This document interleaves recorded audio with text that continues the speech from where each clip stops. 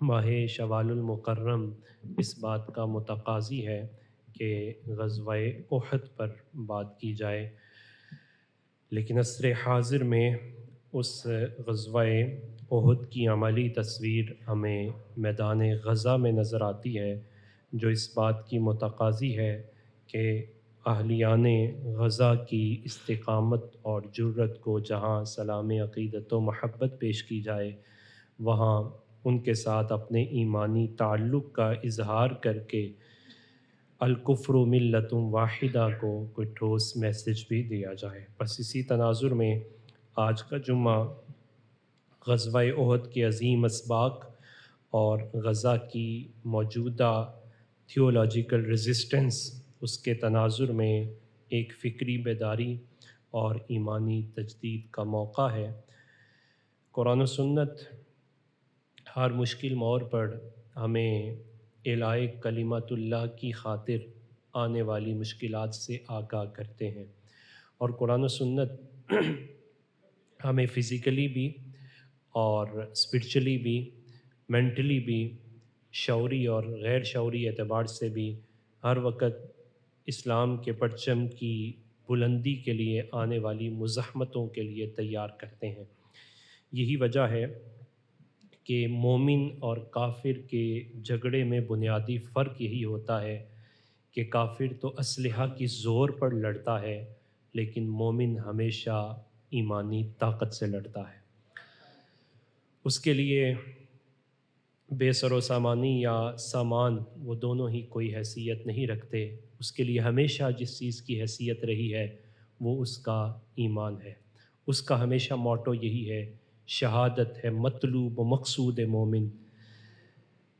اس کے لیے بس یہی ہوتا ہے کہ میرا مطلوب اور مقصود یہ شہادت ہی ہے، نہ مجھے کوئی کشور کشائی چاہیے اور نہ مجھے مال غنیمت چاہیے۔ یہی جذبہ لے کر جب اہل ایمان مکہ میں اٹھتے ہیں تو انہیں دیس نکالا دے دیا جاتا ہے، مائیگریشن کر کے وہ مدینہ میں آتے ہیں، تو یہاں بھی انہیں ایمان کی آواز اٹھانے پر، کلمہ حق کی بلندی پر مختلف مزاحمتوں کا سامنا کرنا پڑتا ہے، اور کئی مواقع ایسے آتے ہیں کہ انہیں میدان سے باہر بھی نکلنا پڑتا ہے بے سر و سامانی کے عالم میں۔ انہی میں سے ایک مرحلہ احد کا مرحلہ ہے کہ جب میدان احد میں مٹھی بھر افراد ہیں، بے سر و سامانی کا عالم ہے، اور میدان میں آ جاتے ہیں۔ جب میدان میں بھی آتے ہیں تو بظاہراً کیفیات کچھ ایسی ایک موقع پر ہو جاتی ہیں کہ انڈسپلنڈ ہونے کی وجہ سے یا اپنے کمانڈر کی دی ہوئی ہدایات کو سے انحراف کرنے کی وجہ سے انہیں ایک مشکل کا سامنا کرنا پڑتا ہے، اور یہ مشکل اتنی حاوی ہوتی ہے کہ کئی مسلمان مرتبہ شہادت کو پہنچ جاتے ہیں۔ خود نبی پاک صلی اللہ علیہ وسلم کی کیفیت ایسی ہو جاتی ہے کہ آپ کے جسم اطہر پر تیروں کی بوچھاڑ ہوتی ہے، اور جسم اطہر لہو لوہان ہو جاتا ہے۔ خبر جھوٹی، یہ نیریٹو، یہ نیگیٹو، یہ کوئی نئی چیز نہیں ہے، یہ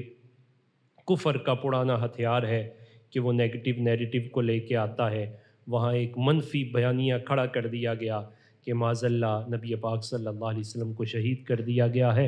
اور اقربا یعنی جو کلوز کمپینینز ہیں نبی پاک صلی اللہ علیہ وسلم کے، وہ معاذ اللہ میدان جہاد سے نکل گئے ہیں۔ یہ نیگیٹو نیریٹو کھڑا کیا جاتا ہے۔ آج بھی نیگیٹو نیریٹو مسلم حکمرانوں کے سر پہ مثبت نظر آتا ہے ان کے ہاں، لیکن اور یہ پیغام دیا جاتا ہے کہ شاید نیچے امت کے افراد بھی منتشر ہیں، جبکہ حقیقت بالکل اس کے برعکس ہوتی ہے۔ نبی پاک صلی اللہ علیہ وسلم کے صحابہ کی شہادت، خود نبی پاک صلی اللہ علیہ وسلم کی یہ کیفیات، اور پھر یہ خبر کا پھیل جانا، یہ بظاہراً ایک شکست تھی کہ بہت لاس ہو گیا۔ ایسے میں اہل ایمان کو جو شعوری دلاسا سٹارٹر دیا وہ اللہ سبحانہ تعالیٰ نے خود عطا فرمایا۔ سورہ آل عمران کی آیت نمبر 139 اتری، وَلَا تَحِنُوا وَلَا تَحْزَنُوا وَأَنْتُمُ الْأَعْلَوْنَ إِن كُنتُم مُؤْمِنِينَ، تم کمزور بھی نہ پڑو اگر مشکل حالات آ گئے ہیں، وَلَا تَحْزَنُوا، اور تم غمگین بھی نہ ہو، وَأَنْتُمُ الْأَعْلَوْنَ، تم ہی غالب رہو گے، تم ہی غالب رہو گے۔ شرط اتنی سی ہے، ان کنتم مؤمنین، اگر تم ثابت قدم رہے، اگر ایمان ہاتھ سے نہ جانے دیا۔ تو اہل احد نے پھر ایمان کی بنیاد پر اپنے آپ کو اکٹھا کیا، اپنی منتشر قوت کو مجتمع کیا، اور پھر اس اجتماعیت کی صورت میں اللہ تعالیٰ نے انہیں غلبہ بھی عطا فرمایا۔ آج بھی اہل غزہ بظاہراً اگر تباہ حالی کو دیکھا جائے، بظاہراً کیفیات کو دیکھا جائے، شہادتوں کو دیکھا جائے، تو یہ سب کچھ ایک ویسی ہی تصویر نظر آتی ہے، لیکن یہ شعوری دلاسا آج بھی ان کے بچے بچے کے پاس موجود ہے کہ نہ ہم کمزور پڑے ہیں، نہ ہمیں غم ہے، ہمیں اپنے رب پر کامل یقین ہے، اور پورے یقین کے ساتھ وَأَنْتُمُ الْأَعْلَوْنَ کا وہ نعرہ لگاتے ہیں، اور اپنے ایمان کو تھامے ہوئے نہ صرف کھڑے ہیں بلکہ ڈٹے ہوئے نظر آتے ہیں۔ یہ کوئی آسان کیفیت نہیں ہے، اس ٹھنڈی ہوا کے اندر بیٹھ کر، آزادی کی فضا میں بیٹھ کر قرآن پڑھنا یہ بظاہراً مشکل نظر آتا ہے۔ تو ذرا ان کیفیات کو دیکھیے کہ تباہ حال اپنا گھر ہو، اور بڑا نہیں بچہ ہو، اور بچہ اس تباہ شدہ ملبے پہ بیٹھا ہو اور اللہ کے قرآن کی تلاوت پورے اطمینان سے کر رہا ہو، تو پھر ماننا پڑے گا وہ اپنے ایمان کو تھامے ہوئے پوری قوت کے ساتھ نہ صرف کھڑے ہیں بلکہ ڈٹے ہوئے ہیں۔ اہل غزہ فکری استقامت، روحانی قیادت اور ایمانی غیرت کے اس وقت علم بردار ہیں۔ ان کی سٹرگل جدید دجالی فتنہ یا گریٹر اسرائیل کے وہ خوابات جو انہوں نے دیکھے، ان کے خلاف ایک عظیم تھیولوجیکل ریزسٹنس ہے، ایسی مزاحمتی تحریک ہے کہ جس کو انشاءاللہ العزیز آج نہیں تو کل اللہ تعالیٰ کی تائید ضرور حاصل ہوگی۔ اقبال نے ان کو یوں اپریشیٹ کیا، غازی ملت تو ہے، ملت کی تقدیر بھی تو ہے، لا الہ کا وارث ہے تو، سیف اللہ کا نظیر ہے تو انشاءاللہ العزیز یہ کیفیات، یہ ایمان اور یہ ایمان کا مرتبہ جو دوسروں کے لیے بھی حوصلہ افزا ہے، یقیناً ان کی کامیابی کے سورج کی نوید بن کر ابھرے گا۔ اس تناظر میں قرآن مجید فرقان حمید کی وہ آیت جو بظاہراً ایک بچہ ہے لیکن وہ کس شعور سے پڑھ رہا ہے اسے سماعت کیجئے۔ سورہ آل عمران ہے، آیت نمبر 200 ہے۔ اور جب مسلمان بظاہراً منتشر ہوئے تو قرآن مجید فرقان حمید نے ان کو دلاسا دیتے ہوئے جو کلمات نازل فرمائے، آج وہ بچہ وہ تلاوت کرتا ہے، یا ایہا الذین آمنوا اصبروا۔ یہ نہیں کہ ابھی کچھ ہوا نہیں، سب کچھ لٹ گیا پھر بھی قرآن پڑھا جا رہا ہے۔ یا ایہا الذین آمنوا، اے ایمان والو، اصبروا، صبر کرو، وصابروا، اور صبر اس کی دو کیفیات ہوتی ہیں، ایک یہ ہے کہ یک طرفہ صبر ہے، ایک ہے دو طرفہ صبر، کہ انسان کسی دوسرے کو نقصان بھی پہنچا رہا ہو اور وہ بھی ڈٹا ہو، کہ وہ کفر پر ہو کر ڈٹے ہیں تو تم تو اہل ایمان ہو، صابرو، ڈٹے رہو، ورابطو، تم انڈسپلنڈ ہو چکے ہو، کہیں نہ کہیں تمہاری قوت منتشر ہے، اپنی قوت کو دوبارہ اکٹھا کرو۔ بظاہراً اور عارضی شکست سے تمہیں اپنے آپ کو مندمحل نہیں کر لینا بلکہ اپنے آپ کو مضبوط کرنا ہے۔ واتقوا اللہ، ہر حال میں اللہ سے ڈرو، لعلکم تفلحون، اس امید پر کہ وہ ضرور تمہیں کامیابی اور فلاح عطا فرمائے گا۔ پس منظر بھی دیکھیے کہ 7 اکتوبر 2023 سے لے کر اب تک 1.5 سال کا عرصہ گزر چکا ہے، اور امریکہ اور مغرب کی مکمل اشیر بعد حمایت، مادی و عسکری امداد کے ساتھ اسرائیل غزہ کے مسلمانوں پر اس صدی کے سب سے ہیبت ناک مظالم ڈھا رہا ہے۔ 55,000 مرد و خواتین، بچے اور بوڑھے جام شہادت نوش کر چکے ہیں، 2 لاکھ کے لگ بھگ زخمی ہیں، اور کیفیات یہ ہیں کہ شہری ڈھانچہ پوری طرح زمیں بوس کر دیا گیا ہے، ہاسپٹل ہوں، تعلیمی ادارے ہوں، حتیٰ کہ مساجد اور خیمہ بستیاں بھی محفوظ نہیں رہیں۔ جنگی امداد تو دور کی بات، خوراک اور طبی امداد کی ترسیل پر بھی پابندی ہے۔ بچے بلک بلک کر اور تڑپ تڑپ کر پھر بھی اپنے ایمان کو ہاتھ سے نہیں جانے دیتے، قرآن کو تھامتے ہیں، نعرہ تکبیر اللہ اکبر ان کی زبانوں پر ہے، تلاوت قرآن کس سوز بڑے انداز میں وہ پڑھتے ہیں۔ تو یہ کیفیات جہاں امت مسلمہ کے بچے کی اس حقیقی ایمان کی ترجمان بنتی ہے، وہاں اہل مغرب کے منہ پر بھی تماچا ہے کہ تم کیسی ہی حالت میں دنیا کے سارے مادی وسائل بھی چھین لو، لیکن ہمارے ایمان کو تم پسپا نہیں کر سکتے۔ ہمیں بھی یہ پیغام ہے کہ یہ مغرب جو ہم پر ظلم کے پہاڑ توڑ رہا ہے، ظاہری طور پر، باطنی طور پر اور اپنی فکر کے اعتبار سے تم پر بھی پہاڑ توڑے جا رہے ہیں، تو کسی حال میں تم بھی ایمان کا دامن نہ چھوڑو اور اپنے ایمان کے استحکام کے لیے کسی بھی قربانی سے دریغ نہ کرو۔ آج افسوس غیروں پر نہیں ہے بلکہ اپنوں پر ہے کہ عالم اسلام کے حکمرانوں پر سکوت مرگ طاری ہے اور مسلمان حکمران خطرناک حد تک بے حمیتی کا شکار ہو چکے ہیں۔ OIC کو دیکھیں، عرب لیگ دیکھیں، مسلم حکمرانوں کا جو کردار انہیں ادا کرنا چاہیے تھا، وہ کردار تو دور کی بات، وہ مل کر بیٹھ کر سوچنے کو بھی تیار نہیں ہے۔ ہر ایک کو اپنی پڑی ہے، نفسا نفسی کا عالم ہے۔ امت مسلمہ سناٹے کے عالم میں اپنے حکمرانوں اور عسکری قیادت کو دیکھ رہی ہے۔ اس عالمی منظرنامہ کو دیکھنے کے بعد قرآن مجید فرقان حمید کی صداقت پر یقین پہلے سے بھی زیادہ بڑھ جاتا ہے۔ قرآن کہتا ہے بسم اللہ الرحمن الرحیم وَلَوْ أَنَّ لِلَّذِينَ ظَلَمُوا مَا فِي الْأَرْضِ جَمِيعًا وَمِثْلَهُ مَعَهُ لَافْتَدَوْا بِهِ مِنْ سُوءِ الْعَذَابِ يَوْمَ الْقِيَامَةِ وَبَدَا لَهُم مِّنَ اللَّهِ مَا لَمْ يَكُونُوا يَحْتَسِبُونَ۔ جو کچھ زمین میں ہے وہ سارے کا سارا اور اس جیسا اور بھی اگر ظالموں کی ملک میں ہوتا، وہ سارے کا سارا قیامت کے دن بڑے عذاب سے چھٹکارے کے لیے دے دیتے، تو ان کے لیے اس سب کے باوجود بھی وہ عذاب ظاہر ہوگا جس کا انہوں نے کبھی سوچا بھی نہ ہوگا۔ پھر اس کی دوسری کیفیت کو قرآن مجید فرقان حمید نے یوں ذکر کیا کہ فَيَوْمَئِذٍ لَا يَنفَعُ الَّذِينَ ظَلَمُوا مَعْذِرَتُهُمْ وَلَا هُمْ يُسْتَعْتَبُونَ۔ اس دن ظالموں کو نہ معافی مانگنا کام آئے گا اور نہ ہی انہیں رجوع کا موقع دیا جائے گا۔ یہ ظلم اتنا بڑا جرم ہے کہ رب تعالیٰ براہ راست اپنے علم اور مشاہدے پر اس کا فیصلہ فرمائے گا اور کسی اور کی گواہی نہ لی جائے گی، نہ اس کی ضرورت پڑے گی، اور انہیں یہ اعلان سنا دیا گیا، اپنے ہوں یا پڑھائے، خود ظالم ہوں یا ظالم کے حمایتی، وَلَا تَحْسَبَنَّ اللَّهَ غَافِلًا عَمَّا يَعْمَلُ الظَّالِمُونَ إِنَّمَا يُؤَخِّرُهُمْ لِيَوْمٍ تشخص فیہ الابصار۔ اے سننے والے، تو گمان بھی نہ کر کہ اللہ ظالم کے اعمال سے بے خبر ہے، وہ تو صرف ان کو اس دن تک مہلت دیتا ہے جس دن آنکھیں پھٹی کی پھٹی رہ جائیں گی۔ دوسری طرف مجاہدین غزہ کی استقامت، جوان مردی کو دیکھ کر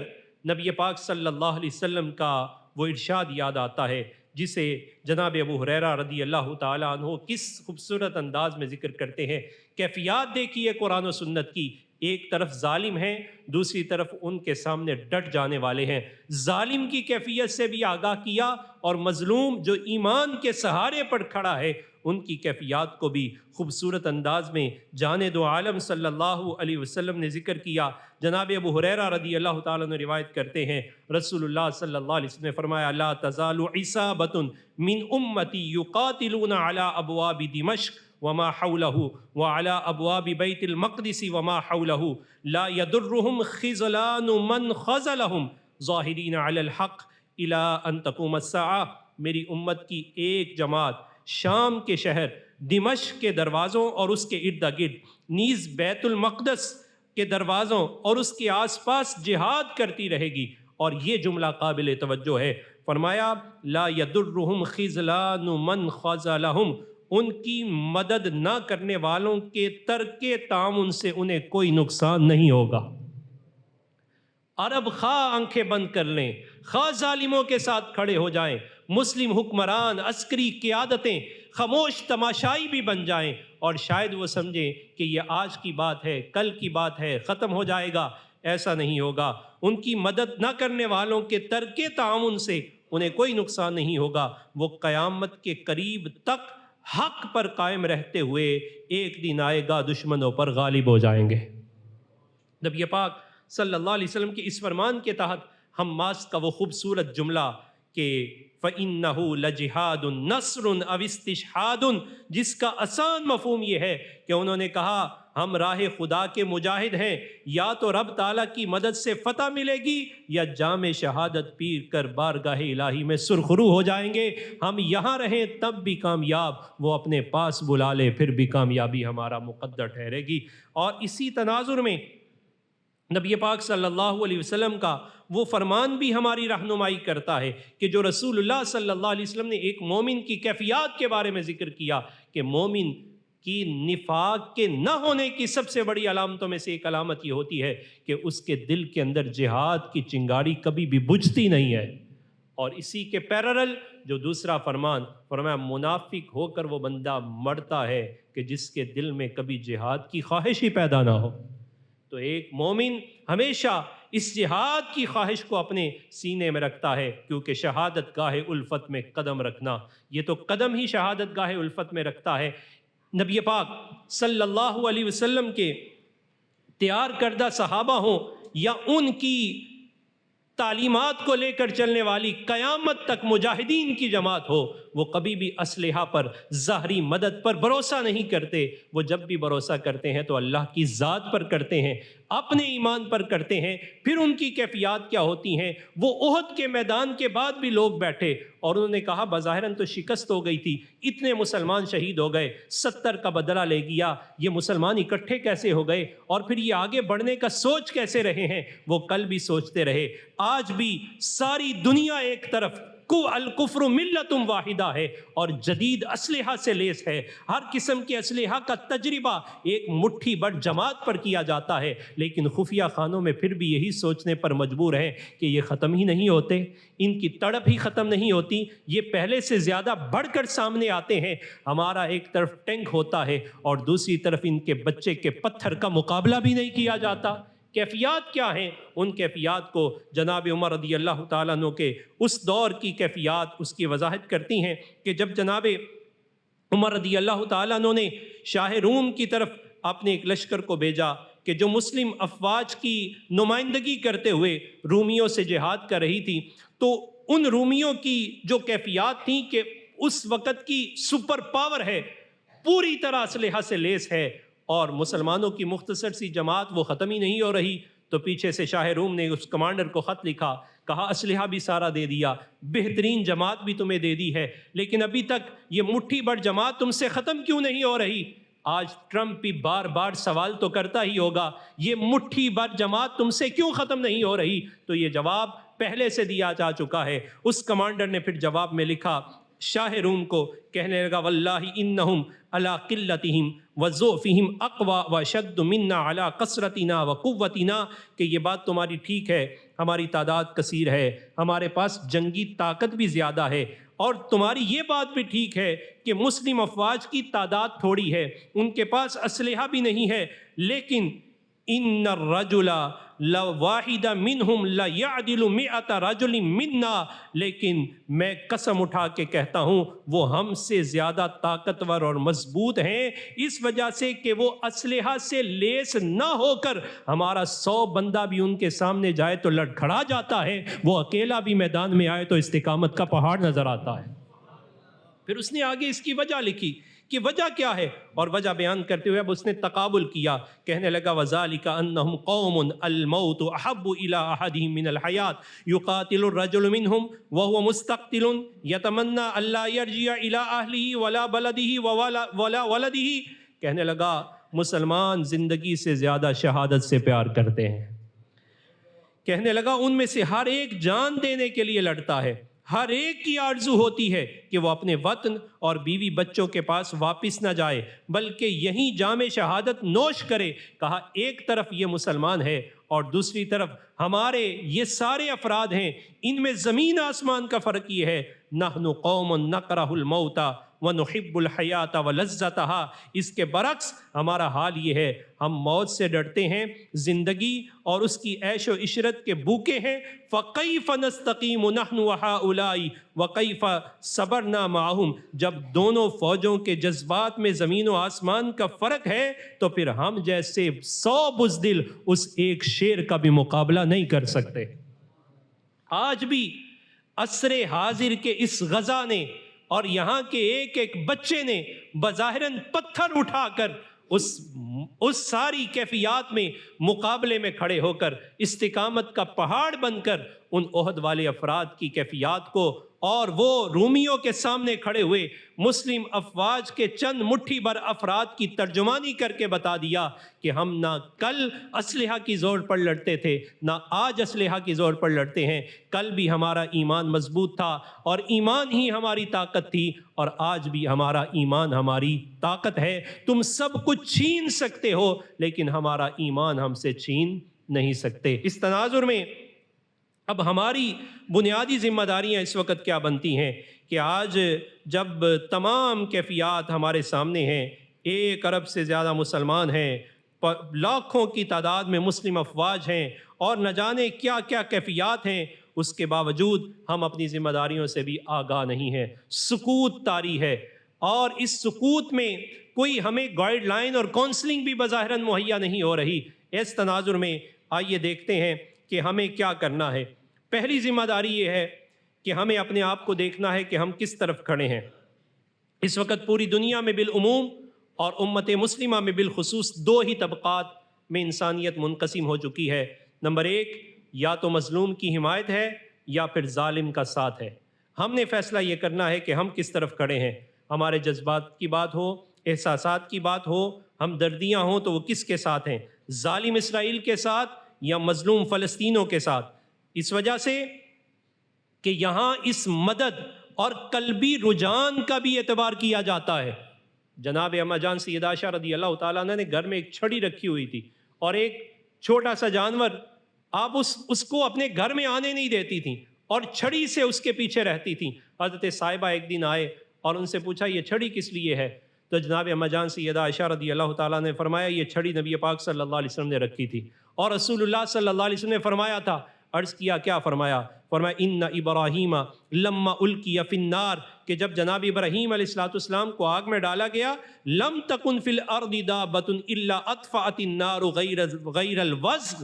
تو اس وقت زمین پر جتنی چیزیں تھیں، جتنی مخلوقات تھیں، ان سب کی کوشش تھی کہ آگ کو بجھا دیں، آگ کو بجھا دیں، اپنا اپنا حصہ سبھی ڈال رہی تھیں، لیکن ایک ایسا جانور تھا جسے چھپکلی کہا جاتا ہے، فرمایا یہ وہ جانور تھا جو اپنی پھونکوں سے آگ کو بھڑکانا چاہتا تھا۔ 2 ہی کیفیات تھیں۔ جناب اما جان فرماتی ہیں فَإِنَّهَا كَانَتْ تَنْفُخُ عَلَيْهِ، نبی پاک صلی اللہ علیہ وسلم فرمایا یہ اس میں پھونکے مارتا تھا۔ فَأَمَرَ رسول اللہ صلی اللہ علیہ وسلم بِقَتْلِهِ، تو نبی علیہ السلام نے یہ چھڑی رکھی کہ چھڑی پڑی رہے، چھڑی پڑی رہے، چھڑی پڑی رہے، اور جب بھی یہ سامنے آئے تو اسے قتل کر دیا جائے، اسے مار دیا جائے۔ اب اس تناظر میں مجھے اور آپ کو دیکھنا ہے کہ ہم کس طرف کھڑے ہیں، ہمارے پاس کیا ایسا جذبہ یا جو کچھ بھی موجود ہے، جس انداز میں بھی موجود ہے، یہ تڑپ موجود ہونی چاہیے کہ ظالم یا آگ کو بھڑکانے والا ہم اس کے ساتھ نہیں بلکہ مظلوم کے ساتھ کھڑے ہیں، اور مظلوم کو جس آگ میں جلسایا جا رہا ہے اس آگ کو بجھانے کے لیے میں جو کچھ بھی ادا کر سکتا ہوں مجھے وہ ادا کرنا ہوگا۔ اس تناظر میں قرآن مجید فرقان حمید کی یہ فرامین بھی سنیے۔ رب تعالیٰ ارشاد فرماتا ہے وَلَا تَرْكَنُوا إِلَى الَّذِينَ ظَلَمُوا فَتَمَسَّكُمُ النَّارُ وَمَا لَكُم مِّن دُونِ اللَّهِ مِنْ أَوْلِيَاءَ ثُمَّ لَا تُنصَرُونَ، فرمایا سنو، ظالموں کی طرف نہ جھکنا اور نہ ہی تمہیں ان کی طرف میلان تمہارا ہونا چاہیے۔ اگر تمہارے دل کے اندر ذرا سا بھی سافٹ کارنر ان کے لیے ہو گیا تو پھر ہوگا کیا؟ تمہیں بھی وہی آگ چھوئے گی جو ظالموں کو چھوئے گی۔ اللہ کے سوا تمہارا کوئی حمایتی نہیں، اور پھر تمہاری مدد نہیں کی جائے گی۔ اے امت مسلمہ، تمہارا حمایتی صرف اللہ ہے۔ کفار اور ظالم نہ کل تمہارے حمایتی تھے، نہ آج تمہارے حمایتی ہیں، اور نہ کل تمہارے حمایتی ہو سکتے ہیں۔ اگر ظالموں کی طرف قلبی میلان رکھ لیا، ان کی طرف جھک گئے تو تم پر 2 مصیبتیں آئیں گی۔ پہلی مصیبت دنیا میں بے یار و مددگار چھوڑ دیے جاؤ گے، اور دوسری مصیبت کہ آخرت میں ظالموں کے ساتھ تمہیں بھی آگ میں ڈال دیا جائے گا۔ اسی طرح اپنی سمت کے انتخاب پر ہماری جو دوسری ذمہ داری بنتی ہے وہ کیا ہے؟ جناب ابو ہریرہ رضی اللہ تعالیٰ عنہ سے روایت ہے کہ نبی پاک صلی اللہ علیہ وسلم کی بارگاہ میں ایک شخص حاضر ہوا اور عرض کی دلنی علی عمل، نبی پاک صلی اللہ علیہ وسلم سے کہنے لگا اے اللہ کے رسول صلی اللہ علیہ وسلم میرے رہنمائی فرمائیے کسی ایسے عمل پر کہ وہ عمل جہاد سے بھی اعلیٰ اور افضل ہو. نبی پاک صلی اللہ علیہ وسلم نے اس کی گفتگو کو سنا اور فرمایا لا اجدہ، اس سے افضل عمل کو میں نہیں پاتا. لا اجدہ. قال، پھر فرمایا هل تستطيع اذا خرج المجاہد ان تدخل مسجدا فتقوم ولا تفطر ولا وتصوم ولا تفطر. فرمایا کہ ایسا ممکن ہو سکتا ہے کہ ادھر مجاہد جائے اور کوئی ایسا شخص ہو کہ وہ مسجد میں داخل ہو جائے، اتنا قیام کرے کہ بیٹھے ہی نہ، اور روزہ رکھے اور روزے کو کبھی افطار ہی نہ کرے. قال ومن یستطیع ذلک، وہ شخص کہنے لگا ایسا تو کوئی بھی نہیں کر سکتا کہ کھڑا ہی رہے اور حالت روزہ میں رہے. قال ابو ہریرہ، تو جناب ابو ہریرہ فرماتے ہیں نبی پاک صلی اللہ علیہ وسلم نے فرمایا، بخاری کی حدیث ہے، ان فرس المجاہد لیستن فی طولہ فیکتب لہ حسنات. نبی علیہ الصلوۃ والسلام نے فرمایا رب تعالی مجاہد کو جو گھوڑا عطا فرماتا ہے، وہ گھوڑا زمین پر جو اپنا پاؤں بھی مارتا ہے، اللہ اس سے بڑھ کر درجہ اسے عطا فرما دیتا ہے.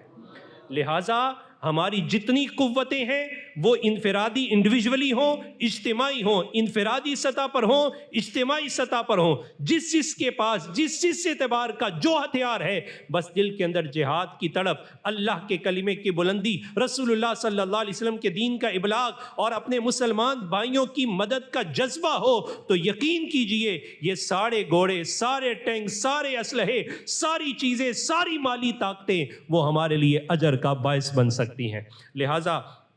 اس پہلو سے ہمیں یہ تناظر بھی اپنے سامنے رکھنا چاہیے کہ جب ماؤں کی گودیں اجڑ جائیں، بچوں کی چیخیں دیواروں سے ٹکرا کر لوٹ آئیں، جب باپ اپنے جگر پاڑوں کو دفن کرتے کرتے بظاہراً تھکاوٹ کا شکار ہو جائیں، تو ایسے میں خواب غفلت کے مزے لیتی ہوئی امت کو اٹھنا ہوگا. اگر خود نہیں اٹھ رہی تھی تو پھر آج ہمیں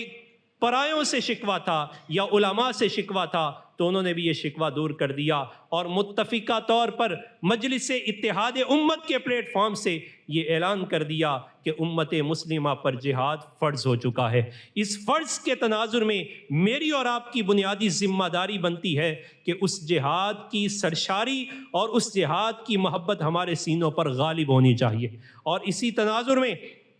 ہر بندہ اپنے اپنے پہلوؤں کا جائزہ لے کہ میں اس وقت کہاں کھڑا ہوں اور کس اعتبار سے میں جہاد کر سکتا ہوں. جہاد صرف تلوار کا نہیں ہوتا. اب دنیا اتنی وسیع ہو چکی ہے کہ جہاد قلم کا بھی ہے، جہاد اپنی قوت کا بھی ہے، جہاد اپنی زبان کا بھی ہے کہ حق کے لیے للکارے اور ظالموں کو بے نقاب کرے. تاجر ہے تو اس کا جہاد دو طرفہ ہے کہ یا تو وہ ایسی اشیاء کو خریدنے میں ان کا بائیکاٹ کرے، یا پھر ایسی صورت ہے کہ وہ خریدار ہے تو ان کا بائیکاٹ کرے اور اچھی چیز کو مارکیٹ میں انٹروڈیوس کروائے. یہ موقع ہے کہ ہمیں سوشل بائیکاٹ، خصوصی طور پہ انفرادی طور پر ہر جگہ ایسی مصنوعات کا بائیکاٹ کرنا ہے کہ جو مصنوعات کسی بھی اعتبار سے ظالم کی حمایتی ہیں. کسی سے یہ بات پنہا نہیں ہے کہ کون کون سی وہ مصنوعات ہیں کہ جو ظالم کی حمایتی ہیں، ان کا بائیکاٹ کیا جائے، اور جو مظلوموں کی حمایتی ہیں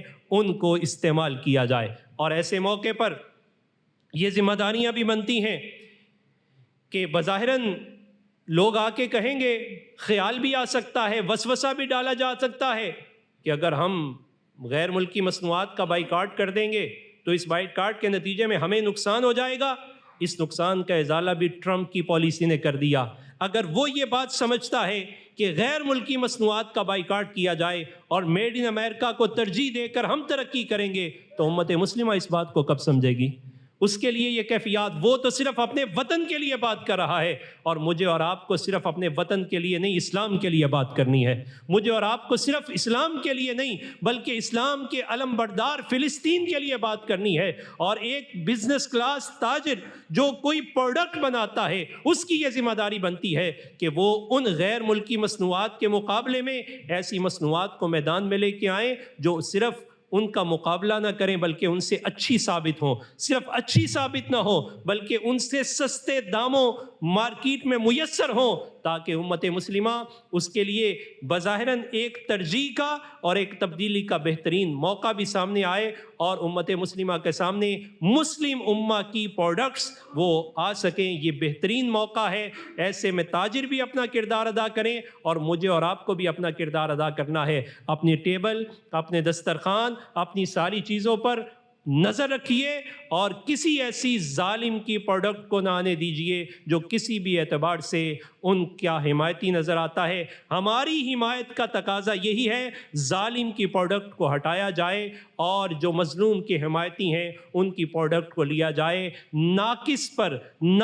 پر اعتبار کیا جا سکتا ہے لیکن ایمان پر کوئی کمپرومائز نہیں کیا جا سکتا۔ اس ناقص کو بہتر بنانے کے لیے ترجیحات کو بدلا جا سکتا ہے اور اس کے لیے کونسلنگ فراہم کی جا سکتی ہے، تربیت کی جا سکتی ہے کہ اس ناقص کو بہتر کیا جائے، اور اس موقع سے فائدہ اٹھاتے ہوئے امت مسلمہ کو مضبوط سے مضبوط تر کیا جائے۔ جانے دو عالم صلی اللہ علیہ وسلم کے اس فرمان کی طرف توجہ کیجئے، امارت بیت المقدسی خراب یثرب، فرمایا کہ جب بیت المقدس کی تعمیر ہوگی تو پھر اس وقت مدینہ پاک کی خرابی آئے گی۔ کیا مطلب اس کا؟ اس کے دو مطالب ہیں۔ ایک تو یہ کہ جب وہ کفر وہاں چھا جائے اور مدینہ پاک کمزور ہو جائے، اور دوسرا اس کا مطلب یہ ہے کہ جب دینی، فکری اور ایمانی اور روحانی بیداری بیت المقدس میں پیدا ہو جائے تو پھر سمجھ لو کہ مدینہ پاک کے لوگ اگر ان کے ساتھ نہیں کھڑے تو پھر یہاں دینی کمزوری آ چکی ہے، اور اس دینی کمزوری کو تم نے اختیار نہیں کرنا بلکہ تم نے روحانی ایمان کو لینا ہے۔ وَخَرَابُ يَثْرَبُ خروج الملحمہ، جب کیفیات ایسی ہوں کہ مانوی اور فکری زوال ہو جائے، دین کی مرکزیت کمزور ہو جائے تو پھر تیار ہو جاؤ، عالمی سطح کی تہذیبی اور نظریاتی جنگ چل پڑی ہے، کلیش آف سیولائزیشن ہونا شروع ہو جائے گا، اور پھر اس کے بعد فتح قسطنطنیہ، روحانی تجدید ہوگی اور اس تجدید کے مختلف ابواب کھلیں گے، اور پھر یہ وقت قریب ہے کہ خروج الدجال، عالمی فتنوں کی شدت ہو جائے گی۔ اس وقت کسی سے پنہا نہیں ہے، فیک نیریٹو ہیں، اے آئی بیسڈ کنٹرول سسٹم ہے، میڈیا مونوپلی سسٹم ہے، اور یہ سارے کے سارے وہ دجالی نظام کو مضبوط کرنے کے لیے میدان عمل میں آ چکے ہیں۔ میری اور آپ کی ذمہ داری بنتی ہے رحمانی اور محمدی نظام کو مضبوط کرنے کے لیے ہم بھی میدان میں آئیں۔ اللہ تعالیٰ مجھے اور آپ کو اپنی اپنی جگہ پہ توفیق عطا فرمائے۔ وما علینا الا البلاغ۔